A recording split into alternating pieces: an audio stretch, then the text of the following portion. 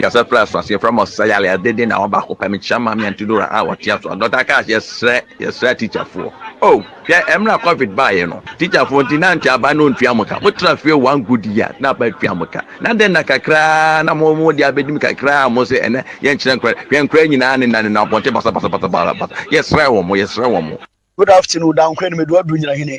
Church for my down my dear Becca Chimuya and say, your best ceremony. As I done some cotogu from your best ceremony, watch them crana, the Namunia Bino, and your Donamunia, but ye into ye, yes, ceremony, Monco Cross from Coach and Crana, my honor boys, the coffee mouth for Mampuna, this which are lawyer just in could be from Paul. Nana being a era 17 down Queen Macra. Hello, Dr. Cash, good afternoon. I know for any people. In your belly to carry and in Kakula, and you know, mine, one now with you. Then invest us so far. 20 billion because you will wait at what other. So I say.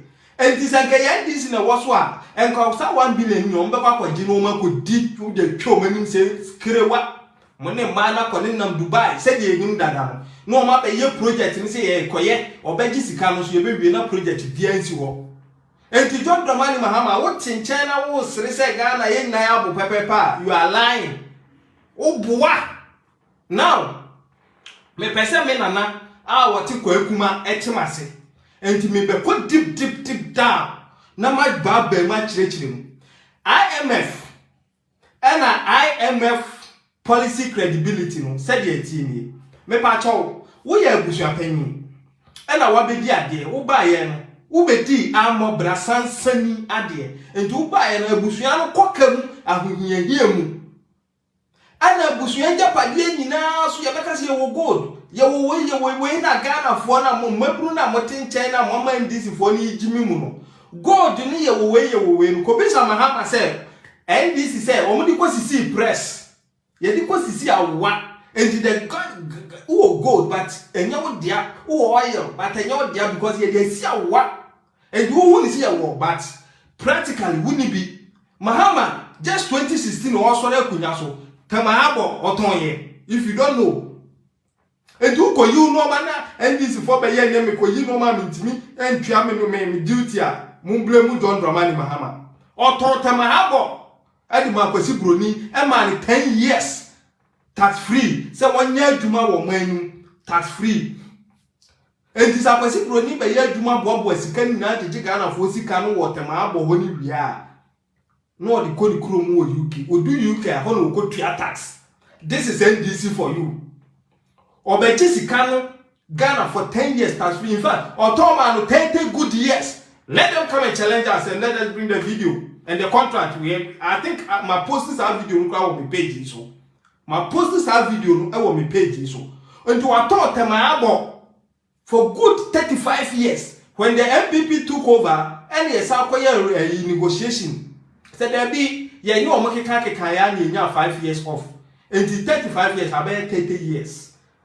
And then there would no more Ghana near charge, and ya buy a charge you now buy to no mumna, Mutia Bontin or Cassad back, San Ghana for Mummy and Be a dream. What Tom, I pursue Coco Brony. Set tax free. My firm feature up a J tax and to there. My main show I set tax free. Wakoto, and you no more boy yet didn't work Ghana. So when you grow no Casa Chess a main amount tax free to do to more or 2 more, it will affect everything. And this I mean I'm a coffin toes. If you broche day back, none toes in make coffin one CD. Now me be do. Port one and 2 me 2 toes, my fan 1 city, me 2 also duty 5 cities. Who can them better? I'm saying transportation, am I? Me first one my until who chill because the president had NDC for a year to 1. You bet them start 30 years until so one day me catch it out. Now people communicators, you know, and the dear and I call. Muti dino wada mutu ni etua muka eduma ye hwe ye kwa krofo mu anu mu didi atempa because ye kan kure mu amu je hu sika no makwada ye kan mu si ye di matem ya bo bia samwani meeting. What are you doing to the party? You have all this information. Me kura na me kura me nyi ayi no matimi adege anya information we wo kasa wo pa eye call na be I had to dig.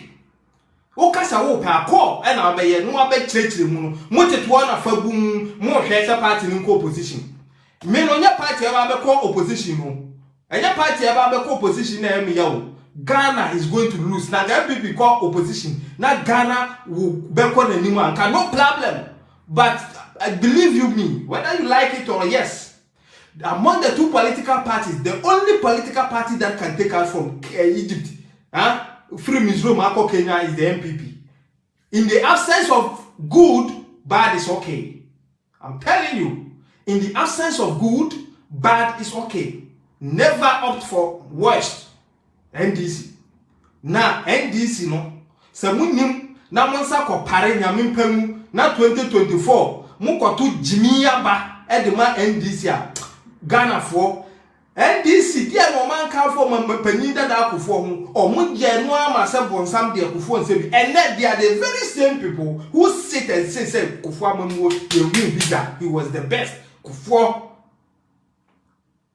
nanado omo ko kan nanado will go and sit they will turn around come and tell you say nanado was the best ever. So don't listen to them. A political party otimi ko twa akoko moja e de ye ni DC ho be kire se ya boni tuo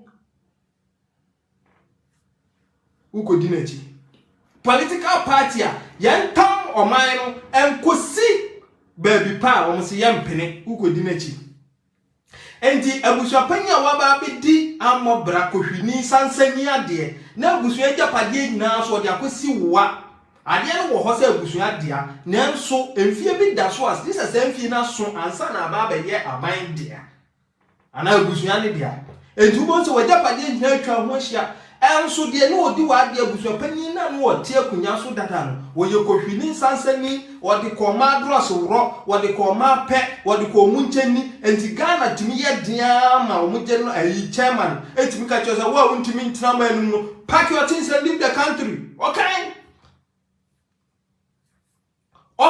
also pack your things and leave the country ubetima ko Togo wo kan NDC told us during their era ene omatimi akogada Ghana bodamfo nyina say arise Ghana sa na efro omo e wo se oman ne mum tie de kwase se wo se kan me se mum tie bi e wo se oman no mabu no e bo maba so se NDC mabu onye de ho Ghana wo NDC party no mabu any party ni mano e bo maba so se omotimi push se agenda no amana abam God forbid nyambe tutua mo ka abam nso yes abam intine e wosenka party ni bo maba so yo me ma waso body e mamo nyame nhira mu onye mu kese se matimi adwan o ma adwen bone dia for man no ho na atimi abam nyame nhira mu na de to so biom wakatue da ho twen se de Nigeria ni man ne